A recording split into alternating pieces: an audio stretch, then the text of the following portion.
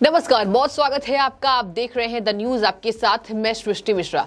अभी फिलहाल देश में कई अहम मुद्दों का जिक्र हो रहा है, लेकिन एक कॉलेजियम सिस्टम पर भी आजकल जोरदार बहस देखने को मिलती है। आपको बता दें कि कॉलेजियम सिस्टम को लेकर पक्ष और विपक्ष में भी जोरदार टकरार देखने को मिलता है, लेकिन आपको समझना जरूरी है कि आखिर कॉलेजियम सिस्टम में ऐसे क्या काम हो रहे हैं, जजों की नियुक्ति किस तरीके से की जा रही है, केंद्र सरकार को इससे किस बात की आपत्ति हुई है और आखिर केंद्र सरकार और कॉलेजियम सिस्टम के बीच क्या टकरार का दृश्य देखने को मिल रहा है, तस्वीरें कैसी उभर कर आ रही है, इसको आपको मैं समझाती हूँ। दरअसल आपको बता दें कि जजों की नियुक्ति को लेकर आखिर कौन से जज कोर्ट में बैठने के लायक हैं, कौन से जज जनता की सेवक बन सकेंगे, उसको लेकर चर्चा की जाती है। लेकिन कॉलेजियम सिस्टम में हम देखते हैं कि परिवारवाद, वंशवाद जोरदार तरीके से देखने को मिलता है और एक तरफ केंद्र सरकार भी आपत्ति लगाती है। आपको बता दें, बड़ी खबर सामने आई है, जहां कॉलेजियम ने जज बनाने के लिए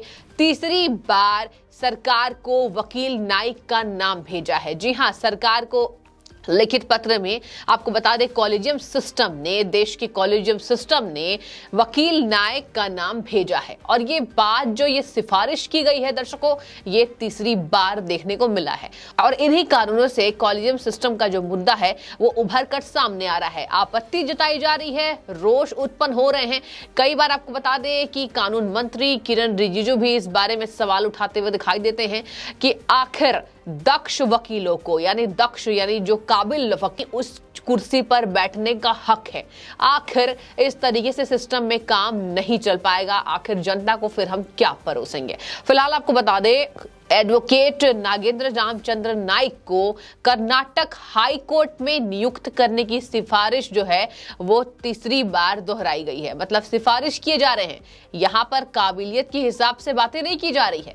दरअसल आपको बता दें, लगातार ये मुद्दा उठ रहा है कि आप काबिलियत के तौर पर वकीलों की नियुक्ति करें, लेकिन आप सिस्टम पर बैठकर वही नामों को फाइनल करते हैं जिनके बारे में केवल आप सोचते हैं कि वो नाम सही है, वो उस कुर्सी पर बैठने के लायक है। फिर क्या घमासान इसी बात को लेकर मचा हुआ है। आपको बता दें कि किस तरीके से केंद्र सरकार के आपत्ति जताने के बाद भी जजों की नाम की नियुक्ति हो रही है, फाइलों को भेजा जा रहा है, जबकि केंद्र सरकार इन पर आपत्ति जता चुका है। जो सरकार के पास कुछ ऐसे नाम हैं जिनकी नियुक्ति केंद्र सरकार नहीं चाह रहा है, लेकिन उसके बाद भी कॉलेजियम सिस्टम में उन जजों के नामों की नियुक्ति को लेकर लगातार बहस देखने को मिलती है। पूरे विस्तार से समझिए। आपको बता दें कि सुप्रीम कोर्ट कॉलेजियम ने जिस तरीके से बैठक में 4 हाई कोर्ट के जजों के नाम की सिफारिश की है, इन हाई कोर्टों में कौन कौन से हाई कोर्ट शामिल हैं उनका नाम आपको मैं पढ़कर सुनाती हूं। इन हाई कोर्ट में मणिपुर, कर्नाटक, बॉम्बे और गुजरात हाई कोर्ट शामिल है और इनमें से कुछ पुराने नाम भी शामिल हैं, जहां यह दिखाया जा रहा है कि सिफारिशों का दौर चल पड़ा है। भारत के मुख्य न्यायाधीश जो हैं DY चंद्रचूड़ की अध्यक्षता वाले कॉलेजियम में मंगलवार को, आपको बता दें, कर्नाटक उच्च न्यायालय के न्यायाधीश के रूप में अधिवक्ता नागेंद्र रामचंद्र नाइक को नियुक्त करने के फैसले को तीसरी बार दोहराने की बात मैंने बताई, जहां जमकर हंगामा देखने को मिल रहा है। बात यही खत्म नहीं हो जाती। इसके साथ ही आपको बता दें कि उनमें सीनियर एडवोकेट नीला गोखले को बॉम्बे हाई कोर्ट के लिए नामित किया गया है। इसके साथ ही नीला गोखले मालेगांव ब्लास्ट के आरोपी कर्नल प्रसाद पुरोहित की वकील रह चुकी हैं। सही सुन रहे हैं आप, आरोपी कहीं ना कहीं कर्नल प्रसाद पुरोहित की वो वकील रह चुकी हैं। उनके ऊपर कई तरीके से गंभीर आरोप लगे हुए हैं। एक बार फिर से लेकिन कॉलेजियम ने उनके नाम को दोहराया है कि इनकी नियुक्ति की जाए। सरकार को जो है वापस फाइलें भेजी जा रही हैं। आपको बता दें, इनके अलावा पुराने नाम भी शामिल हैं जिनकी सिफारिशें कॉलेजियम सिस्टम लगातार कर रहा है। बोलने के बावजूद भी कहीं ना कहीं कॉलेजियम सिस्टम अपने आप को ही सर्वे सर्वा समझ रहा है और इसी बात को लेकर केंद्र सरकार लगातार आपत्ति जता रहा है। आपको बता दें कि मालेगांव ब्लास्ट के जो आरोपी कर्नल पुरोहित की जो वकील हैं, उनके नाम को लेकर केंद्र सरकार ने आपत्ति जताई, लेकिन बावजूद इसके लगातार सिफारिशों का बाजार गर्म हो चुका है। मतलब सिफारिश की जा रही है। वहीं दर्शकों, आपको बताती चलूं मैं कि कॉलेजियम के प्रस्ताव में कर्नाटक हाई कोर्ट में जज के लिए नागेंद्र रामचंद्र के नाम को भी तीसरी बार दोहराया गया है, जिसके बाद से ये लगातार आपत्ति जताई जा रही है। एक नाइक का नाम और जिस तरीके से आपको बता दें 9 और ऐसे जज हैं जिनके नामों को दोहराया जा रहा है और कहा जा रहा है कि इनकी नियुक्ति वापस से होनी चाहिए।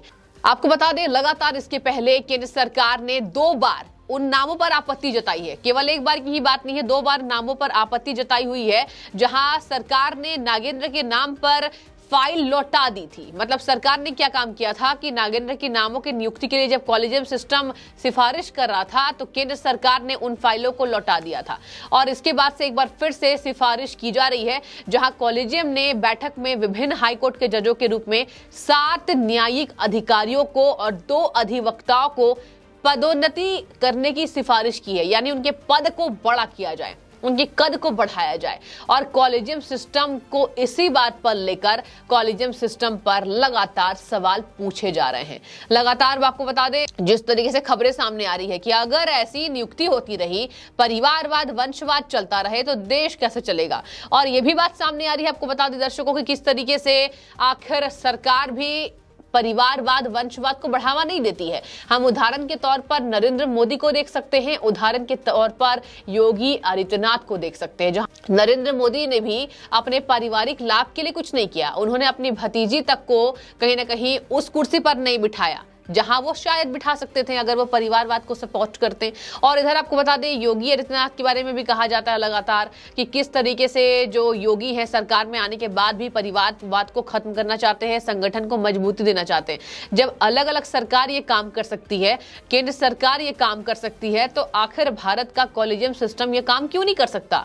लगातार इसी बात को लेकर घमासान मचा हुआ है। और जहां आपको बता दें कि कॉलेजियम ने वकील नीला केदार गोखले को बॉम्बे हाई कोर्ट के रूप में जज बनाने के लिए प्रस्ताव को मंजूरी दे दी है। जी हां, मंजूरी मिल गई है। अब सरकार से उन्हें मतलब ही नहीं कि सरकार इस पर क्या विचार विमर्श कर रही है। इसका मतलब आप सरकार को साथ लेकर नहीं चल रहे हैं। कोर्ट के आप वकील बेशक होंगे, लेकिन उन वकीलों को नियुक्ति करिए, उन वकीलों को मौके देने चाहिए जहां जो लोग कहीं ना कहीं उस कद के लिए पूरी तरीके से अपना समर्थन दिखाते हैं और उनका काम बेहतर है। लेकिन नहीं, कॉलेजियम सिस्टम में वकीलों की नियुक्ति इसी तरीके से होती है जिसको सिस्टम चाहता है। एक बेंचमार्क सेट हो जाता है दर्शकों, और वही बेंचमार्क कहीं ना कहीं हर जगह देखने को मिलता है कि हमने कॉलेजियम सिस्टम बना दिया तो हमारी ही चलेगी।